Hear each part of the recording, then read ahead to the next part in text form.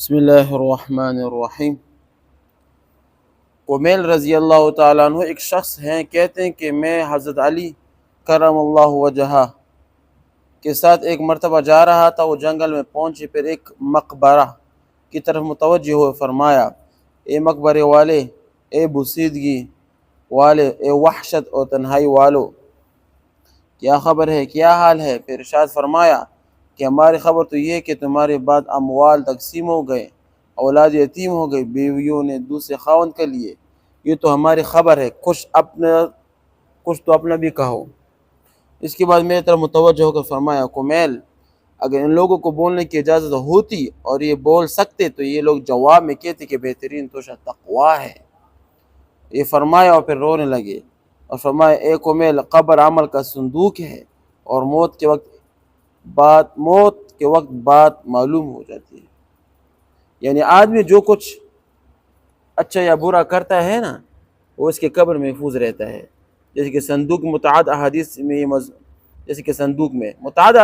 میں یہ مضمون وارد ہوا ہے کہ نیک اعمال اچھے آدمی کی صورت میں ہوتے ہیں جو میت کے ساتھ جی بہلانے اور انس پیدا کرنے کے لیے رہتا ہے اور اس کی دلداری کرتا ہے، اور برے اعمال بری صورت میں بدبودار بن کر آتے ہیں جو اور بھی اذیت کا سبب ہوتا ہے۔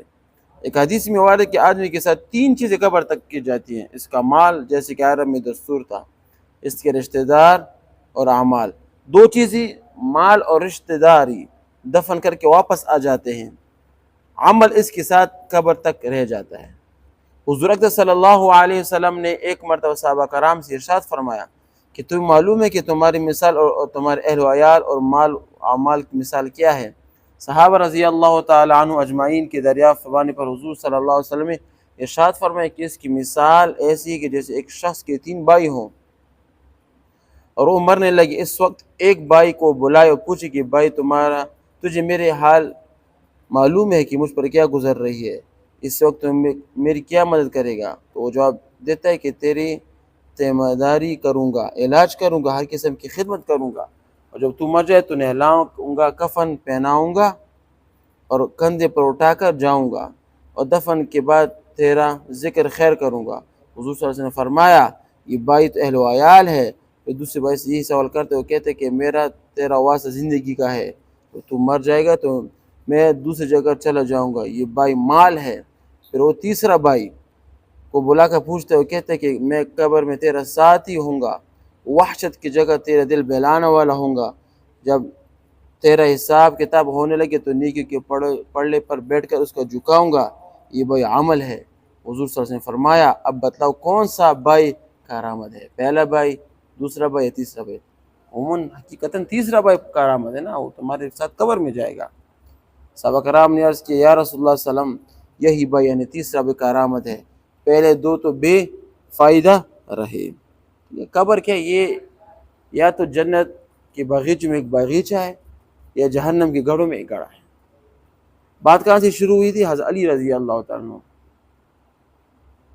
جب قبر کو دیکھ تو رویا کرتے۔ عثمان رضی اللہ کے بارے میں یہ بھی آتا ہے کہ وہ بھی جب ایک قبر سے گزرتے تو اتنے روتے کہ اس کی جو آنسو داڑھی باہر تک آ جاتے، اس کو کیا تھر کر لیتی۔ کہ یہی پہلا سٹیپ ہے کہ قبر میں کامیاب تو قیامت میں کامیاب ہو۔ اگر یہاں پر فیل ہو گئے نا سوال جواب میں تو وہاں پر بڑا مشکل ہے، ٹھیک ہے۔ تو نیک اعمال کرنی چاہیے، ٹھیک ہے، اللہ کی خاطر قرآن پڑھنا چاہیے، ذکر کرنا چاہیے، سب نیک اعمال ہے۔ یہ قبر میں آپ کے کام آئیں گے، آپ کے ساتھ ڈھال بن کر آپ کے ساتھ رہیں گے، آپ کو تنہا نہیں چھوڑیں گے۔ ابھی عام قانون ہے کہ مثال کہ رات کا وقت 12 بجے ہے، ایک آدمی اکیلے رہتے تو ڈرتا ہے، اتنا بھی بہادر ڈرتا ہے۔ جب 2 ہوتے ہیں نا، 2 تو پوری رات گھومتے ہیں، ڈر ورنہ اس کو نہیں ہوتا۔ اس لیے ایک آدمی آپ کے ساتھ قبر میں، آپ کے اعمال بھی ہوں گے تو آپ کو قبر میں کیا ہے، اس کا جو خوف ہوگا وہاں پر طاری نہیں ہوگا۔